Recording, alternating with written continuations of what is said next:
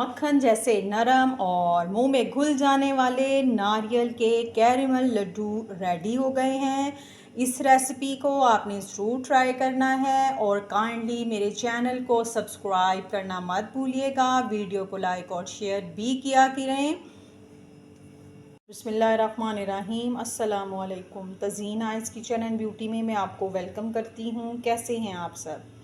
आज की रेसिपी बहुत ही टेस्टफुल रेसिपी है और बहुत ही ज़्यादा पसंद किए जाती है। ये दुनिया की सबसे आसान मिठाई बनाने के लिए आपके लिए नहायत आसानी से बनने वाले नारियल के लड्डू की रेसिपी लाई हूँ, जो कि मिनटों में तैयार हो जाएगी और वो भी सिंपल से तरीके के साथ। और ये इतने मज़े के बनेंगे कि सब उंगलियां चट कर जाएंगे।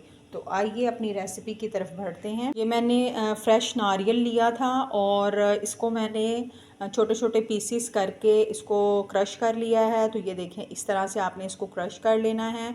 इसका जो ब्राउन छिलका होता है उसको मैंने उतार लिया था। अगर आप चाहें तो आप छिलके समेत ही इसको क्रश कर सकते हैं। और ये देखें, ये कितने बारीक हो चुके हैं।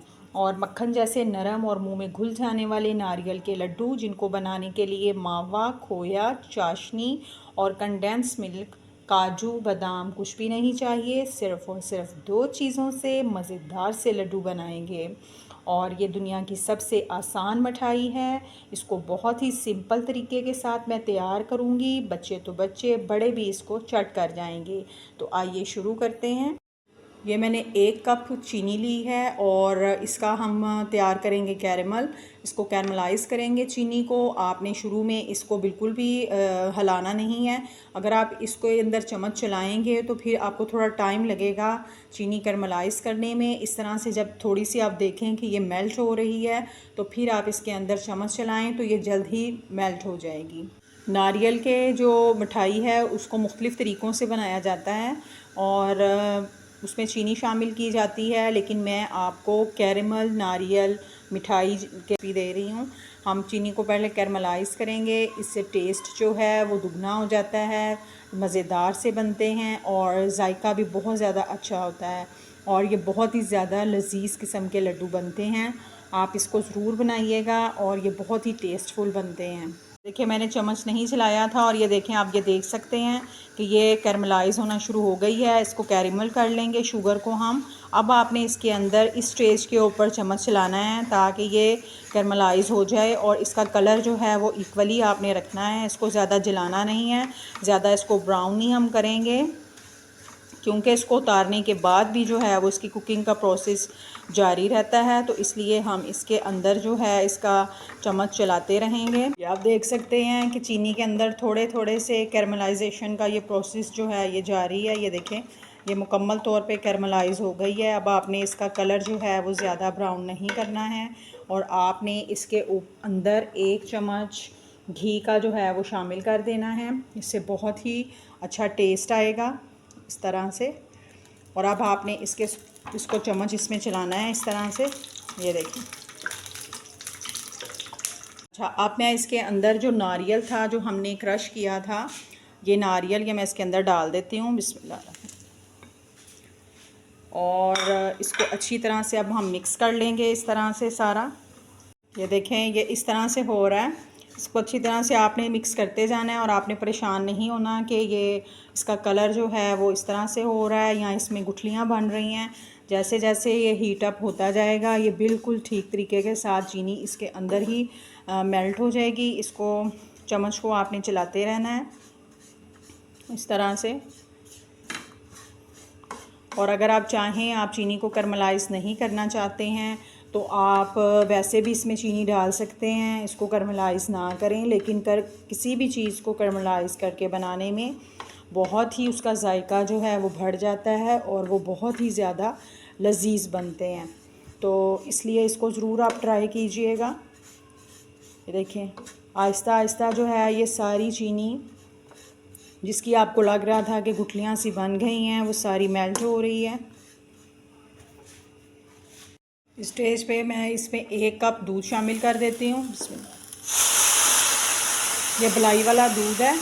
आप इसमें खाली मलाई भी शामिल कर सकते हैं और अगर आप चाहें तो आप इसके अंदर फ्रेश क्रीम भी शामिल कर सकते हैं। और मैंने इसमें मलाई वाला जो दूध है वो मैंने इसमें शामिल किया है।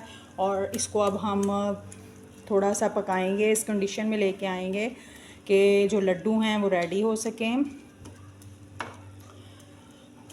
ये दूध को इसलिए शामिल किया है कि बाइंडिंग में जो करने में जो है वो मदद मिले। और इसको इसी तरह से हम धीमी आंच पर जो है स्लो फ्लेम पर इसको पकाते जाएंगे यूँ। और जब हम देखेंगे कि इसका टेक्सचर जो है वो लड्डू बनाने के काबिल हो गया है तो फिर हम इसको चूल्हे से उतार लेंगे। ये देखें, इस स्टेज पे आपने इसको उतार लेना है। ये देखें, इस तरह से ये सारा हमारा जो है वो रेडी हो चुका है। मिक्सचर जो है इसको उतार लेते हैं, थोड़ा ठंडा करते हैं और फिर इसके लड्डू बनाते हैं। जी, ये थोड़ा सा हमारा ठंडा हो चुका है। अब हमने इसके लड्डू बनाने हैं। और इसको बनाते बनाते आप ज़रूर मुंह में पानी आ जाएगा। और प्लीज़ आप इसको, और आप ये देख सकते हैं कि इसका कलर, इसका टेक्सचर और इसकी कंसिस्टेंसी जो है वो सब तब्दील हो चुकी है, चेंज आ चुका है उसके अंदर। और ये देखें, इस तरह से आपने इसका बना लेना है। और ये मेरे पास जो है ये मैंने रखा था कोकोनट। आप इस तरह से इसको बनाकर और आप इसके अंदर इस तरह से इसको यूँ कोट भी कर सकते हैं। ये देखें, इस तरह से मैं सारे लड्डू बना लेती हूँ और फिर मैं बना के आपको दिखाती हूँ।